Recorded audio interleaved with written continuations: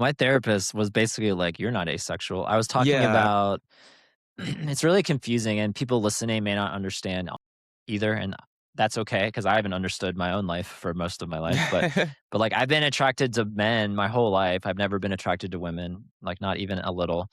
But my Mhm, attractions with men, like, they're definitely emotional, they're definitely physical, like, 100% for sure.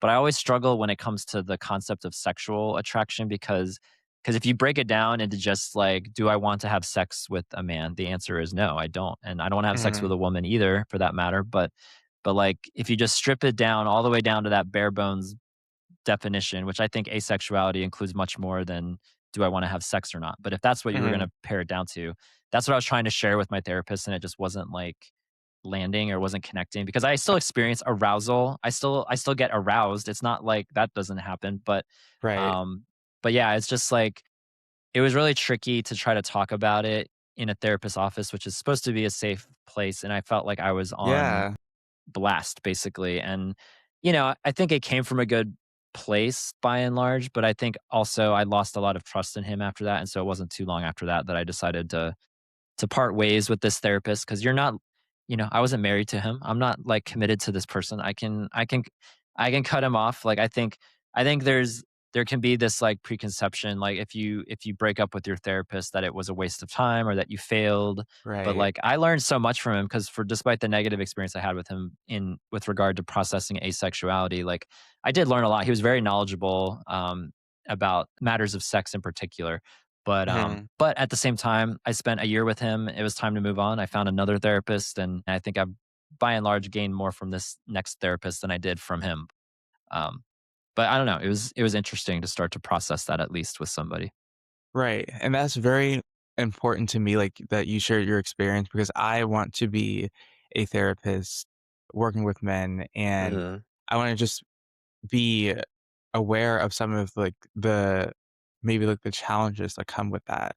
Whether it's not understanding someone's story, I wanna be empathetic to that and empathetic to what Yeah. their experience is and not define it for them. I think that might have been maybe what have, like, happened. It's like, "Oh, you don't have this," but you're n it's not really listening to the client, it's Right. just, like, defining it for them. A similar thing happened to me when I was describing a close friendship. It was a close male friendship, and my therapist, she said, "Well, it sounds like you're in a romantic relationship," and it's like, I guess because of the way I was describing my care to the person, like, about the person, Mm.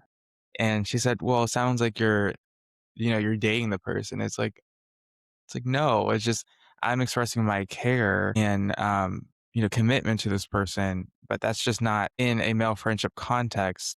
Even, like, with therapists, they are, like, kind of I don't know what the word is, they don't know how to hold that in, like, a safe way. Yeah.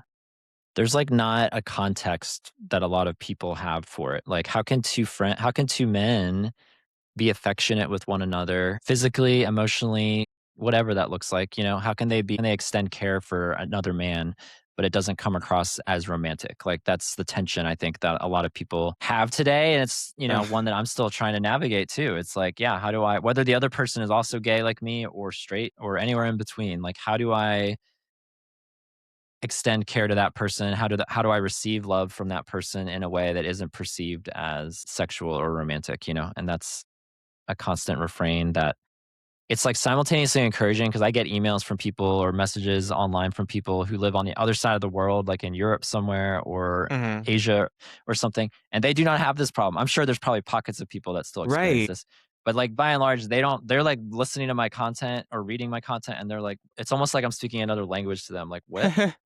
You can't hold your hand. You can't hold your best friend's hand, or you can't.